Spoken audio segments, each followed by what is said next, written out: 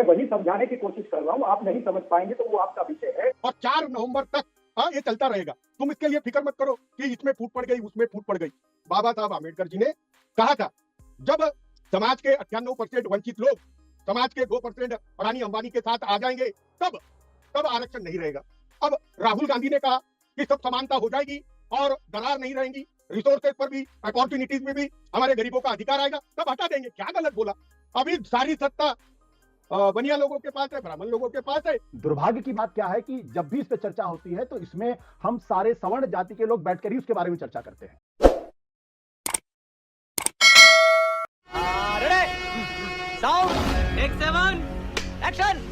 बाकी मुद्दे एक तरफ, हमने देखा कि किस तरीके से लोकसभा चुनावों में संविधान, आरक्षण, ये सब मुद्दा बन गया। अब इस बार क्या पासा पलट रहा है राहुल गांधी का बयान और उसके बाद नाना पटोले ने जो समर्थन कर दिया है उस बयान का? क्या कांग्रेस का रुख क्या है आरक्षण को लेकर? देखिए, निश्चित रूप से सारी दुनिया जानती है और महाराष्ट्र की जनता भी जानती है कि भारतीय जनता पार्टी और आरएसएस जो है ये कहीं न कहीं सीधे या घुमा फिर के ये आरक्षण के विरोधी है। नरेंद्र मोदी आरक्षण विरोधी है, महाराष्ट्र में बहुत प्रचलित हो चुका है। और मैं ये क्यों कह रहा हूं, क्योंकि जब से भारतीय जनता पार्टी की सरकार केंद्र में हमने देखी और जो राज्यों में भी हमने देखी है, एक एक करके जो हमारी नवरत्न कंपनियां हैं, वो नवरत्न कंपनियों का प्राइवेटाइजेशन होता जा रहा है। और जब जब नवरत्न कंपनियों का जहां जहां प्राइवेटाइजेशन होता है, वहां वहां आरक्षण उस नवरत्न कंपनी में समाप्त होता है।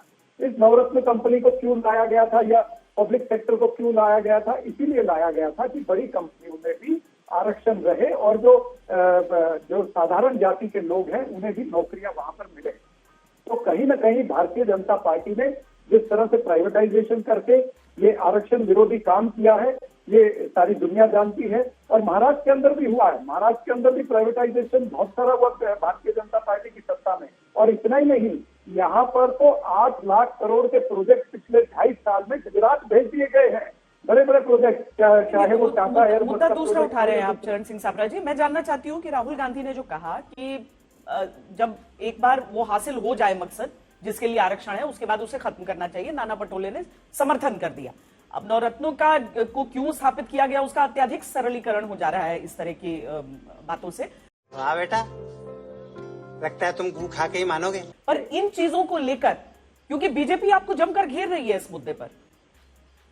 नहीं, मैं वही समझाने की कोशिश कर रहा हूँ, आप नहीं समझ पाएंगे तो वो आपका विषय है कि महाराष्ट्र की जनता धरातल पर ये जानती है कि नरेंद्र मोदी, भारतीय जनता पार्टी और आरएसएस जो है ये शुरू से आरक्षण के विरोध में रहे हैं और कहीं न कहीं ये आरक्षण पर हमला किसी न किसी तरीके से करते रहे हैं। यही मैं आपको बताने की कोशिश कर रहा हूँ।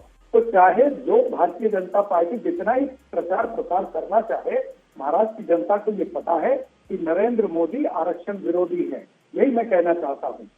और मात्र इस एक मुद्दे पर चुनाव नहीं होगा, अनेक मुद्दे हैं। ये खोखे सरकार है, महाभ्रष्टाचारी सरकार है, मंत्रालय को घोटालेबाजों का केंद्र बना दिया है। जिस तरह से यहाँ पर कमीशन खोरी चल रही है, खुलेआम 40% कमीशन खोरी महाराष्ट्र के अंदर चल रही है, ये सारी दुनिया जानती है। ठेकेदारों को फिर भी पैसे नहीं मिल रहे, ठेकेदारों ने 40,000 करोड़ रुपए ठेकेदारों का भी पेंडिंग पड़ा हुआ है। तो जिस तरह से महाराष्ट्र का बुरा हाल इन्होंने किया है, पिछले ये कोड ऑफ कंडक्ट लगने से 15 दिन 20 दिन पहले 1275 निर्णय इन्होंने किए हैं। तो रेवड़ियां बांटने का काम या चुनावी लॉलीपॉप बांटने का काम जो भारतीय जनता पार्टी ने किया है, जनता भली भांति जानती है कि ये चुनावी रेवड़ियां और लॉलीपॉप हमको दे रहे हैं। तो कहीं से भी इनकी रेवड़ियां या लॉलीपॉप जो है वो स्वीकृत होने वाले नहीं है। महाविकास अघाड़ी जो है वो इकट्ठा चुनाव लड़के और हम निश्चित रूप से हम इस महायुति को पछाड़ेंगे, इसकी पोल खोलेंगे। बीजेपी भी बोलती रही थी कि पूरे चुनावों में संविधान मुद्दा नहीं है, लेकिन आखिरकार चुनाव समाप्त होते होते मुद्दा यही हो गया था कि कौन जनता को समझा पाया। मुझे समझने की बात नहीं है, जनता के समझने की बात है। प्रेम शुक्ला जी बताएं, चरण सिंह सापरा कह रहे हैं कि आरक्षण विरोधी केवल और केवल बीजेपी है और ऐसे मुद्दों को उठा के कोई फायदा होने वाला नहीं है, क्योंकि वो जनता को यही समझा रहे हैं कि आरक्षण का विरोध सिर्फ बीजेपी की तरफ से होता है और उन्होंने कई उदाहरण देकर इसे साबित किया है। आप बताएं अपनी बात। श्वेता जी, 1963 में सारे मुख्यमंत्रियों को आरक्षण के विरोध में पत्र लिखने वाले पंडित जवाहरलाल नेहरू भाजपा के नेता थे। वाह चरण सिंह सापरा जी, आपका तो जानकारी ही गजब की है। और अमेरिका की धरती पर आरक्षण खत्म करने की बात करने वाले राहुल गांधी ये भाजपा के नेता हैं। और नाना पटोले आज जिन्होंने बयान दिया कि हम राहुल गांधी के आरक्षण वाले बयान से सहमत है, वो भी भाजपा में आ गए हैं। गजब की बातें करते हैं।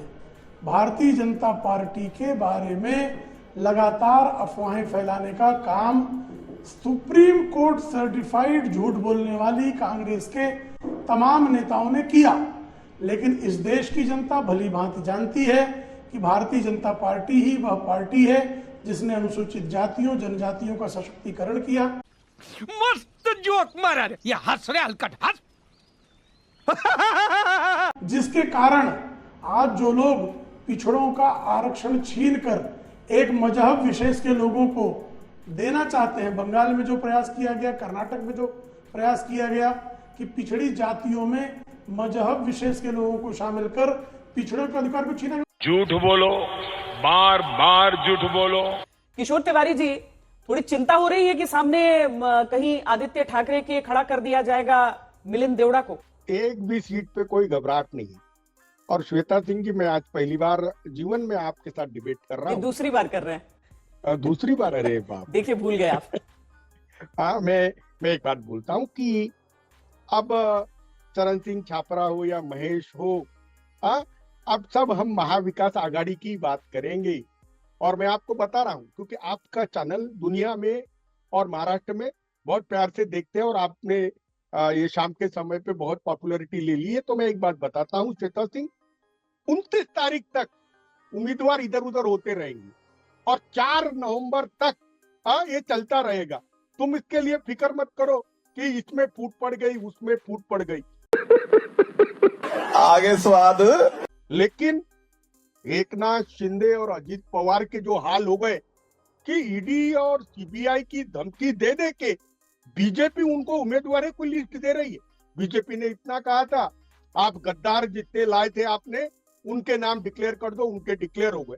अब इसके बाद जो भी उम्मीदवार आएगा वो बीजेपी देंगी। और वो बेचारे कल दिन भर बैठे थे, शाम को दटा दुटा के भेज दिया। लेकिन एक बात बोलता हूँ, महाराष्ट्र में मराठी मानुष बचाने के लिए बहुत ज्यादा अस्तित्व की लड़ाई हम लड़ने को जा रहे हैं। यहाँ पर जो गामा वायरस है वो हमारी सारी भूमि, सारे उद्योग, सारी जमीन, सारी संपत्ति हड़वाने को जगह। गामा यानी गौतम अडानी और मुकेश अंबानी, ये मैं बता रहा हूँ। और ये तो अफजल शाह के साथ आए हैं हमारे साथ। लेकिन महाराष्ट्र के जो जितने भी ये गिरमिटिया मजदूर को हो या गुलाम को हो, इन सबको भी सबक सिखाया जाएगा। प्रेम शुक्ला जी तो दिल्ली में बैठे हैं, लेकिन महाराष्ट्र में क्या चल रहा है ये उनको मालूम नहीं। मैं आपको बताता हूँ, जिस तरीके से आपने आज एक मुद्दा रखा आपने कि आरक्षण, मुझे बताइए, बाबा साहब आम्बेडकर जी ने कहा था जब समाज के 98% वंचित लोग समाज के 2% अडानी अंबानी के साथ आ जाएंगे तब आरक्षण नहीं रहेगा। अब राहुल गांधी ने कहा कि सब समानता हो जाएगी और दरार नहीं रहेंगी, रिसोर्सेज पर भी, अपॉर्चुनिटीज में भी हमारे गरीबों का अधिकार आएगा, तब हटा देंगे। क्या गलत बोला? कुछ तो भी आरक्षण विरोधी है। 75 साल हो गए, उतनी ही गरीबी, उतनी ही लाचारी। दुनिया में कितने देश, प्रेम शुक्ला जी, कितने देश कहाँ महाआघाड़ी में सब सहमत हैं इस बयान से, आप कह रहे हैं? नहीं, मैं सच्चाई बोल रहा हूँ श्वेता जी। कि बाबा साहब ने तो पॉलिटिकल आरक्षण 10 ही साल दिया था और ये 75 साल के बाद भी पॉलिटिकल आरक्षण चल ही रहा है, क्योंकि आपने जनजाति और अनुसूचित जाति और ओबीसी को कभी अपॉर्चुनिटी दी नहीं ना। अपॉर्चुनिटी दी, अभी सारी सत्ता बनिया लोगों के पास है, ब्राह्मण लोगों के पास है। और आप देखिए कि हमारे जो दलित है, आदिवासी है, ओबीसी है, वो वहीं पड़े। तो ये मुझे लगता है कि और 100 साल आरक्षण चलेगा। हाँ, इसी प्रकार की भ्रष्ट व्यवस्था रही तो चलिए, हमें जीने का अधिकार चाहिए। जो मौजूदा यहाँ की परिस्थिति है महाराष्ट्र की, शायद किसी के लिए भी इस समय एक आकलन कर पाना बड़ा कठिन हो जाता है। और इन विधानसभा चुनावों के नतीजे से बहुत सारे ऐसे अनुत्तरित प्रश्नों के उत्तर मिलने वाले हैं जो पिछले कुछ समय की राजनीति चल रही है उस राज्य में। देखिए श्वेता जी, सबसे पहली बात तो मैं इस बात का जबरदस्त तरीके से स्वागत करता हूं कि कम से कम हर चुनाव आते ही आरक्षण के ऊपर चर्चा होती है। आरक्षण के ऊपर चर्चा एक ऐसी चर्चा है जो हमेशा इस समाज में होते रहना चाहिए, क्योंकि ये इस समाज के कम से कम 75 से 80% लोगों का मुद्दा है। दुर्भाग्य की बात क्या है कि जब भी इस पे चर्चा होती है तो इसमें हम सारे सवर्ण जाति के लोग बैठकर ही उसके बारे में चर्चा करते हैं, जबकि असल में आरक्षण की जरूरत क्यों है, आरक्षण क्यों मिलना चाहिए, आरक्षण के पीछे के मूल कारण क्या है, वो अगर हम ओबीसी समाज से समझने की कोशिश करें, दलित समाज से समझने की कोशिश करें, आदिवासी समाज समझने की कोशिश करें, तो ज्यादा बेहतर तरीके से हम चीजों को सामने रख पाएंगे। मुझे लगता है कि आरक्षण एक ऐसा मुद्दा है जो भारतीय जनता पार्टी के लिए एक कमजोर नस की तरीके से है, और वो इसलिए है क्योंकि जब एक तरफ से यह आवाज लगातार उठ रही है कि 50% से ज्यादा 50% की जो सीमा है जो सुप्रीम कोर्ट ने तय की है, अब इसको बढ़ाने की जरूरत है, तो ये कौन तय करेगा? ये राज्य सरकार अपने स्तर पर तय नहीं कर सकती। इनको तय करने के लिए केंद्र सरकार को ही कदम उठाना पड़ेगा, और मुझे लगता है केंद्र सरकार को देर सवेर ये फैसला करना ही पड़ेगा, क्योंकि जैसे आपने देखा कि जब 10% आरक्षण दिया गया अति पिछड़ा जो गरीब लोगों को, तो उसके बाद 50% की सीलिंग अपने आप खत्म हो गई। लेकिन आज भी न जाने क्यों 50% की सीलिंग जब ओबीसी आरक्षण की बात होती है, दलितों का आरक्षण की बात होती है, तो एक बड़ी सीमा बनकर टिक जाती है। मुझे ऐसा लगता है कि आरक्षण का मुद्दा महाराष्ट्र के इस चुनाव में बहुत डिसाइसिव रोल प्ले करने वाला है, क्योंकि जिस तरीके से मराठा समाज बार बार कहता है कि उनको कुणबी का सर्टिफिकेट मिलना चाहिए, क्योंकि कुणबी का सर्टिफिकेट मिलते उनको आरक्षण मिलेगा, या जिस तरीके से धनगढ़ समाज कहता है कि उनको भी आरक्षण मिलना चाहिए, धनगढ़ का दर्जा मिलना चाहिए, या ओबीसी समाज जिस तरीके से आंदोलनरत है, क्योंकि उनको लगता है कि अगर मराठा समाज को अगर आरक्षण मिलेगा तो ओबीसी समाज का हिस्सा उसमें से निकलेगा। वो बार बार कहते हैं कि आप मराठा समाज को आरक्षण दीजिए, मुझे इसमें कोई आपत्ति नहीं है, लेकिन आप मेरे हिस्से का आरक्षण मत दीजिए। तो ये एक बड़ा मुद्दा आने वाले समय में बन जाएगा, और बन रहा है कि 50% की लिमिट को खत्म करना पड़ेगा, चाहे वो बीजेपी की सरकार करे, चाहे कोई दूसरी सरकार करे, आज करे, 2 साल बाद करे, 10 साल बाद करे, लेकिन उस सीमा को खत्म करना ही पड़ेगा। इसके अलावा दूसरा कोई रास्ता नहीं है। जहां तक 6 राजनीतिक पार्टियों की बात है, तो 6 राजनीतिक पार्टियों के अंदर दरअसल ये चुनाव ये तय करेगा कि असली शिवसेना कौन है, असली एनसीपी कौन है, क्योंकि बीजेपी और कांग्रेस तो वो अपनी जगह पर स्थिर है, उनमें कोई टूट फूट नहीं हुई, ना उनमें असली नकली का कोई प्रश्न है। लेकिन असली नकली का प्रश्न जो है वो शिवसेना और एनसीपी के बीच में है, क्योंकि आज की तारीख में 2 शिवसेना और 2 एनसीपी है। इस लिहाज से ये चुनाव शिंदे ग्रुप के लिए भी बहुत महत्वपूर्ण है, उद्धव ठाकरे के लिए भी महत्वपूर्ण है, अजीत पवार के लिए भी महत्वपूर्ण है, शरद पवार के लिए भी महत्वपूर्ण है। सीधे तौर पर अगर देख ले तो आरक्षण का मुद्दा सापरा जी दलित आदिवासी की ओर खिसका भी, देखिए किस तरीके से एमवीए को अधिक वोट उस वर्ग से मिले हैं, और ऐसे में आप जो वो जवाब देना चाह रहे थे प्रेम शुक्ला जी की बातों का, उसके साथ ही मैं ये भी जोड़ना चाहती हूं कि इसीलिए आरक्षण एक मुद्दा बड़ा हो ही जाता है विमर्श में चुनाव के समय। बड़ा मुद्दा भी हो सकता है, लेकिन मैंने ये कहा कि वो एकमात्र मुद्दा नहीं होगा। अब जिस तरह से आशुतोष जी ने कहा कि कांग्रेस पार्टी और जो श्री राहुल गांधी जी ने मांग करी है कि हमें एक न एक दिन 50% के आगे जाना पड़ेगा, तो क्यों नहीं ये नरेंद्र मोदी जी और भारतीय जनता पार्टी हमारी बात क्यों नहीं मान लेती? भाई ये तो जनता के इंटरेस्ट में हम लोग बोल रहे हैं, तो इससे पता चलता है कि ये आरक्षण विरोधी है। अब मैं और उदाहरण देता हूं आपको। 2015 में आदरणीय मोहन भागवत जी ने खुलेआम कहा था कि रिजर्वेशन जो है, आरक्षण जो है, उसके ऊपर फिर विचार होना चाहिए। 2017 में मनमोहन वैद्य जी ने इस बात को फिर दोहराया था।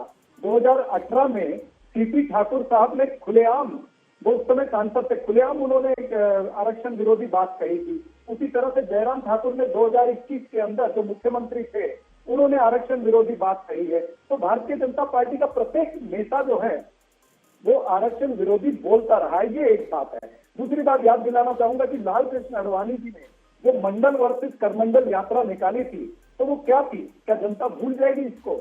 अगर कांग्रेस पार्टी आज जातिगत जनगणना मांग रही है, तो क्या हम गलत मांग रहे? क्यों नहीं भारतीय जनता पार्टी हमारी बातों को मान लेती? फिर ईडब्ल्यूएस जो है, ईडब्ल्यूएस कोटे के अंदर बीजेपी की सत्ता ने क्यों इन्होंने एसटी एसटी का आरक्षण जो है उसमें से हटा दिया? तो ऐसे बहुत सारे मुद्दे हैं जो मैं आपके सामने दे सकता हूं। अभी और बजटरी प्रोविजन भी बताता हूं। बजट इन्होंने एसटी एसटी आदिवासी एजुकेशन की स्कॉलरशिप के लिए ये करंट ईयर का बजट जो है इन्होंने कम करा है। बजट जो इन्होंने नेशनल सफाई कामगार फाइनेंस कॉर्पोरेशन है और national schedule caste finance development corporation है, उसका बजट होता था 10 करोड़ से ज्यादा, वो मात्र 10 लाख रुपया है। आप जाके गूगल पर अभी देख लिया करिए। तो ये सारी चीजें बताती हैं कि भारतीय जनता पार्टी और नरेंद्र मोदी जी, ये जो सत्ता है ना, ये सत्ता जो है आरक्षण विरोधी है, इसलिए हम ठीक है। कहते हैं शाबाश बेटा, बहुत बढ़िया। अब बताइए मैं क्या करूंगा? एक बहुत सिंपल सी टिप आपके साथ शेयर करती हूँ। अपने हाथ को इस तरीके से रखिए। If you look at this from your side, आपका लेफ्ट हैंड आपको बी के जैसे दिखेगा और राइट हैंड आपको डी के जैसे दिखेगा। B and D.